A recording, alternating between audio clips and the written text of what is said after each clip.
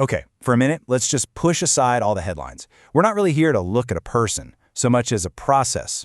We're going to break down a masterfully constructed social network, not like a biography, but more like we're studying an architectural blueprint for how modern influence is really built.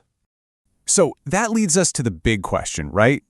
How does someone actually build a network of this scale, with this much power? Is it just random luck and being in the right place at the right time?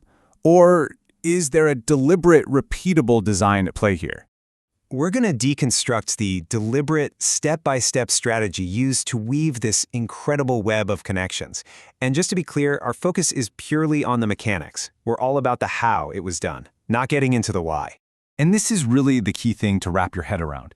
What we're examining is a highly calculated process of social engineering. You know, every handshake, every donation, every single introduction, it was all just one more brick in a much, much bigger wall.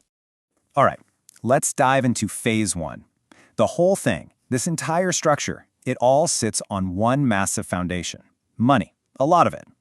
This was the fuel, the starting capital, and the credibility you need to even get a project like this off the ground. So that initial jump into the world of high finance, well, it wasn't just about getting rich. I mean, yeah, the wealth was piling up, but with every step up that ladder, he was also collecting essential resources. And this is the really crucial part, that first layer of elite connections, the kind that only serious money can buy. He became a name, a known player, in the circles that really mattered. But here's the thing, the cash itself was never the goal. It was just the tool. The real prize, the currency he was really after, was something called social capital. He was basically trading his financial assets, his dollars, for something way more powerful, a web of influential relationships. Okay, now we get to phase two. And honestly, this is where the strategy goes from smart to kind of brilliant. See, money can get you in the door, sure, but it doesn't mean anyone's going to listen to you. For that, for a real seat at the table, you need a totally different kind of legitimacy. So what we see here is this really critical pivot. It's a shift away from financial capital, which is transactional, it gets you into markets, and a move toward intellectual capital. Now that's way more abstract, right? But it builds something money can't: legitimacy. It doesn't just access markets, it accesses minds. And that was the key to unlocking the worlds of science, academia, and big ideas. And let's be crystal clear about this. This was not about charity. This was a strategic investment, plain and simple. By pouring money into science and academia, he was essentially buying a new kind of social key. He was acquiring a halo of intellectual prestige that, frankly, you just can't buy off the shelf.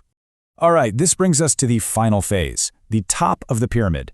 This is where those two different kinds of capital, the raw financial power and the newly acquired intellectual credibility, get fused together to unlock the most exclusive club in the world. And just look at the result. This wasn't a network siloed in finance or politics. No way. It spanned everything. Global politics, royalty, top-tier academia, tech titans, major media figures, you name it.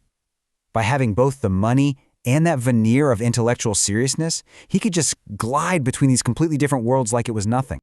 So really, it all boils down to this one powerful idea.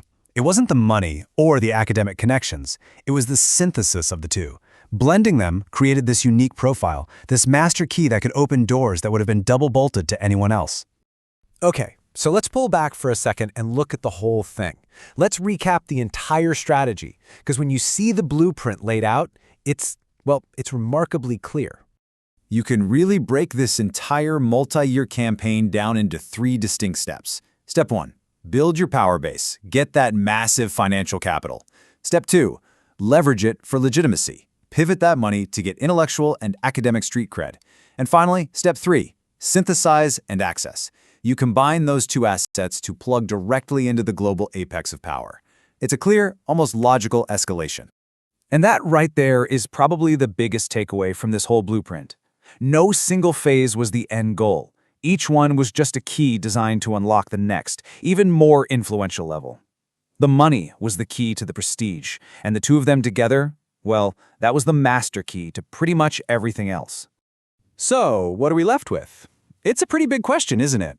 Once you understand a blueprint like this, it kind of forces you to wonder how much of the power that shapes our world operates through these kinds of invisible networks. What other architects are out there, building their own structures right under our noses?